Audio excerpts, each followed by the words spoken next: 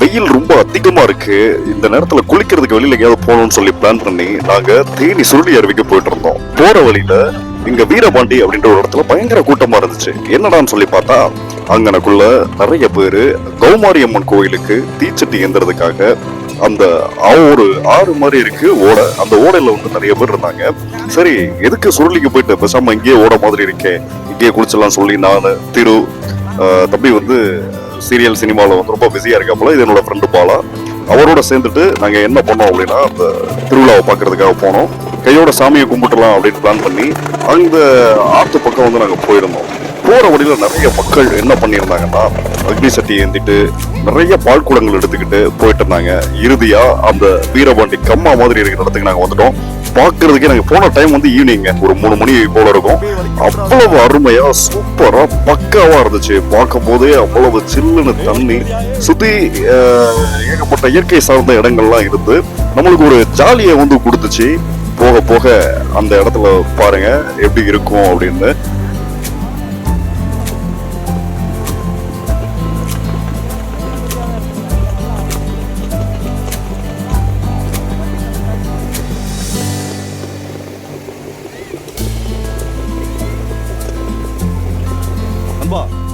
அப்படியே வீடியோ எடுத்துட்டு வாங்க.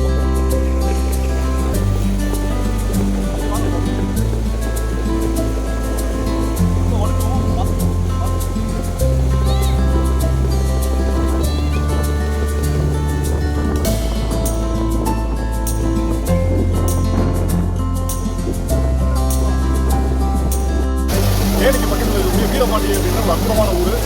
ஊர் வந்து பேரை சொன்னாலே அவ்வளவு இயற்கை சூழ்ந்த இடம் அப்படின்னா சொல்லுவாங்க. தேனி மாவட்டத்தில் சாயங்கால நேரத்தில் சிறு காற்று அடிக்குது. வீரபாண்டி கோமாரி வந்து ஒரு திருவிழா வந்து நடந்துட்டு இருக்கு.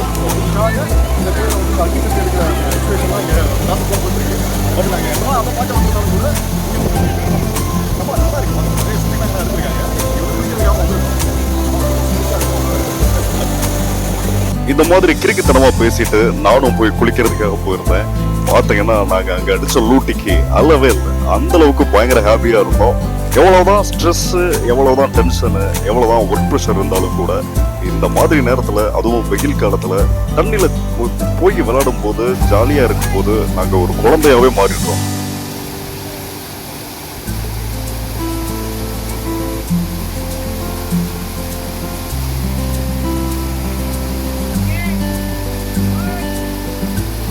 இன்னொரு முக்கியமான விஷயம் என்னன்னா, அந்த ஓடையில நாங்க குளிச்சுட்டு இருக்கும் போது அந்த ஓடைக்குள்ள நிறைய மீன்கள் இருந்துச்சு. பெருசா நிறைய இருந்துச்சு, சின்ன சின்ன மீன்களும் நிறைய இருந்துச்சு. அதை நமக்கு காலை கடிக்க போகும்போது அக்கு பஞ்சர் பண்ண மாதிரி ஒரு ஃபீலிங். இதெல்லாம் வந்து அனுபவிச்சாதான் தெரியும்.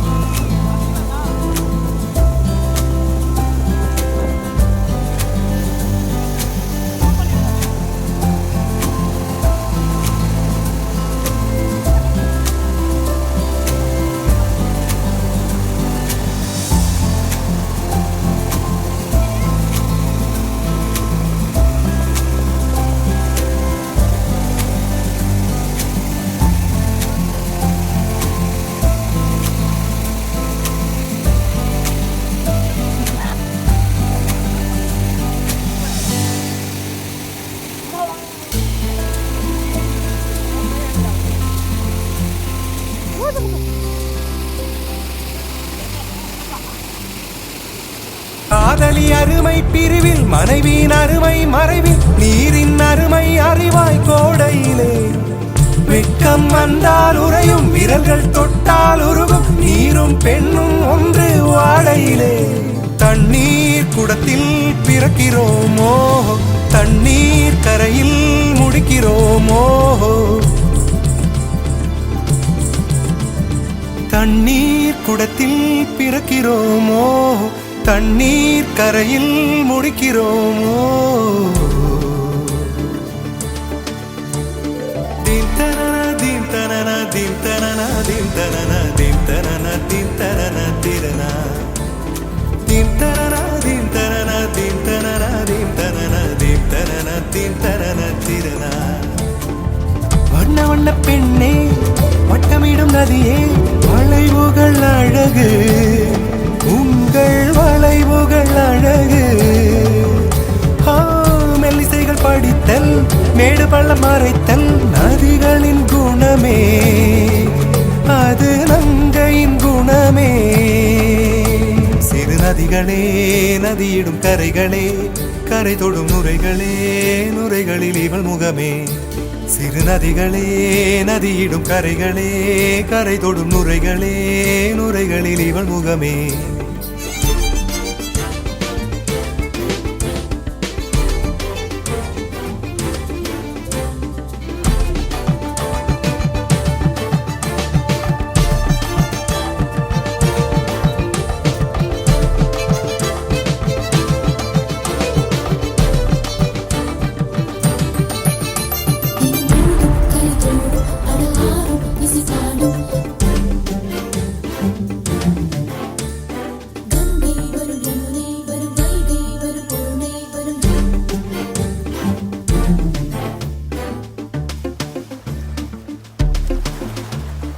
ஒரு வழியா அந்த ஓடையில குளிச்சு முடிச்சுட்டு பக்கத்துல இருக்கிற வீரபாண்டி கௌமாரியம்மன் கோயிலுக்கும் போயிட்டு வந்துட்டு வெளியில கடைகள்ல வைக்கக்கூடிய சக்கா பழம், பயறு, அது இதுன்னு நிறைய சாப்பிட்டுட்டு கடைசியா நாங்க கிளம்பிட்டோம். Bye bye.